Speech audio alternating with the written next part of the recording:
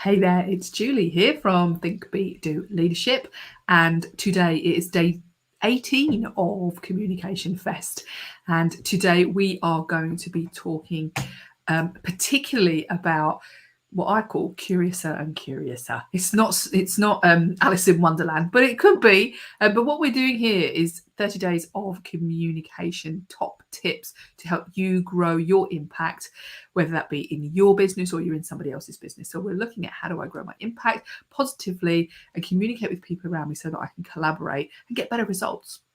And today, like I said, the title is Curiouser and Curiouser. Sometimes it can feel like we need to be the one who knows everything. So we put a pressure on ourselves to, if I'm going to speak, I've got to know the answer. And that sometimes will stop us because we maybe we don't know the answer and we're not certain. And so the pressure comes down. People are going to think, oh, I know the answer or I ought to. And we start shoulding on ourselves, let's say. What I mean by that is that we're just adding all this pressure and we feel like this is the way it's meant to be. But actually, we can't be the all-seeing eye. We can't be the all-seeing person who knows the answer to every single question. And why should we be? Because it's a little bit egotistical to think that we should be the one who knows everything, I suppose, in a way. Challenge that one. So we don't need to perform ourselves better. It doesn't all need to come from us. And that's why I've said curiouser and curiouser. Because if we want to grow better relationships and we want to grow better teams and we want to be able to perform either within a team or we have a team, then we're still in the team, let's say. But if we want to grow performance, then we've got to work together. If we want to work together, then everybody's got to feel good. They've got to feel heard. They've got to feel comfortable and safe. And they've also got to feel valued.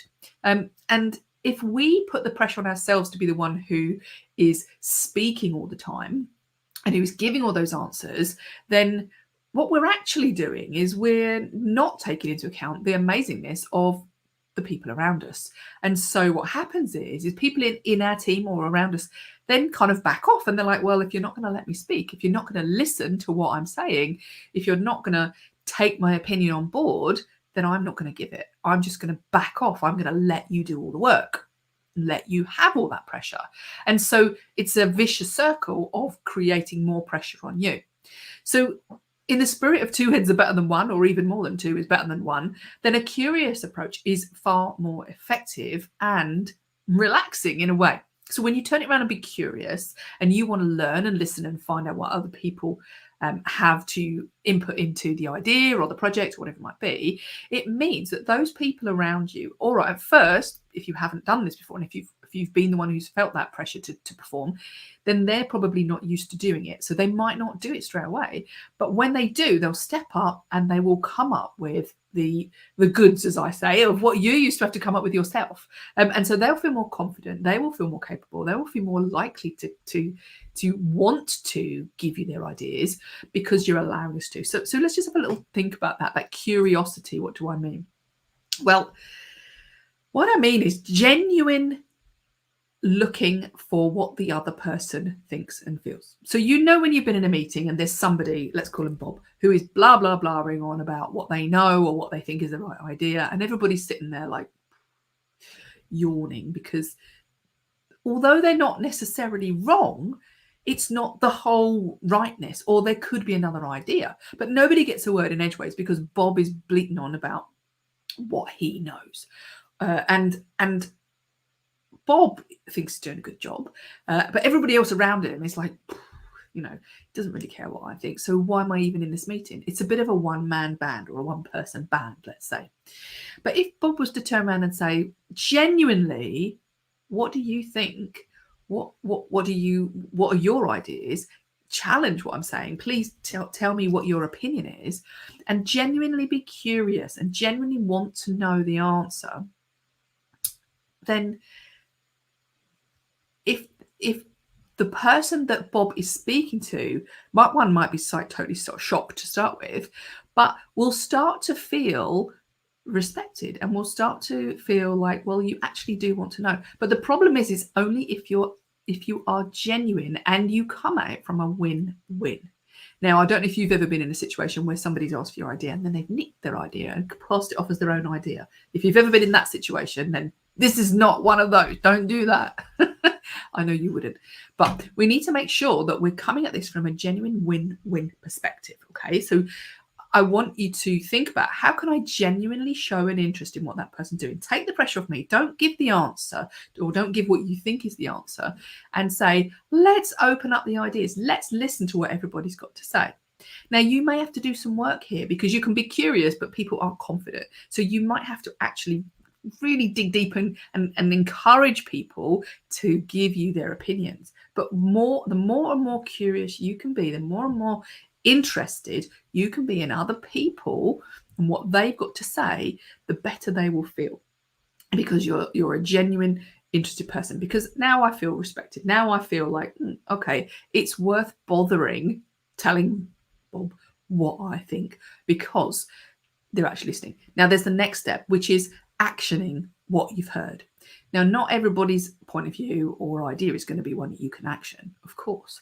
But when you genuinely listen, is where possible, taking that and saying, right, okay, this is what we're going to do with it, and living up to what you're going to do with it. Because again, when people give you their ideas and then you don't do anything with them, or you don't really take them on board, or you say you're going to, but you don't, rather, like I said, not every idea can be taken on board. But if you say, oh, that's a great idea, and then you do nothing, then that's going to be negative. So we need to make sure that, one, we're curious. Two, we action things, or we allow them to action things.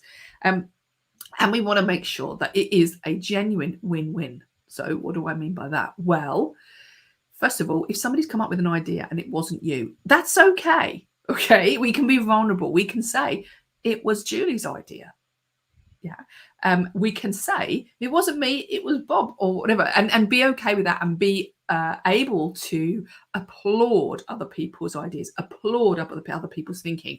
Because when we put a pressure on ourselves, we are judging ourselves, and we feel judged by others. And so if we take it away and we applaud other people, then we don't need to judge, and we are confident enough not to feel the need to prove ourselves all the time. But we can prove Bob or Julia, whoever it might be, we can lift other people up, because then the results of the team, and therefore, yes, you're going to win-win, because you're going to get a better result. The results of the team are going to be even better. Does that make sense? Yeah. Okay, good.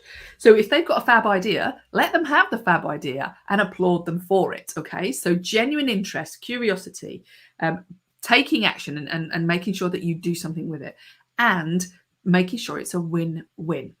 Very, very important. Because when people feel heard, when people feel they've been included, when people get applauded for something, then they're going to feel great, and they're going to do it more often, which is what you want. Yeah. So communication is not just about you speaking more, not just about you saying more, thinking more, having better ideas, standing up and being the one who going on. It's about including people and being curious as to what other people have got to say, genuinely interested. Okay, if that resonates with you, then please give me a shout, message me if you would like to find out more. We've got the other 29 strategies. We're on day 18 here, but you've got another 29, well, you've had a few, altogether 30 strategies. So once you've gone through all of these communication strategies, for a start, you're going to feel a lot more like you know where you're going with your communication, how to grow your impact. But if you would like some help in implementing this for you, or for people in your team or your whole team, then give me a shout, because we have the Confident Communicator program that we help people to implement these strategies with in a group environment, so that we can actually challenge each other, pull each other forward, and grow each other in our impact, our confidence, and our ability to communicate really, really well. So give me a shout, message me, or pop an email over to me at julie@thinkbedoleadership.com, and we will get you started. Okay, take care, have a wonderful day, and we'll see you for day 19 tomorrow.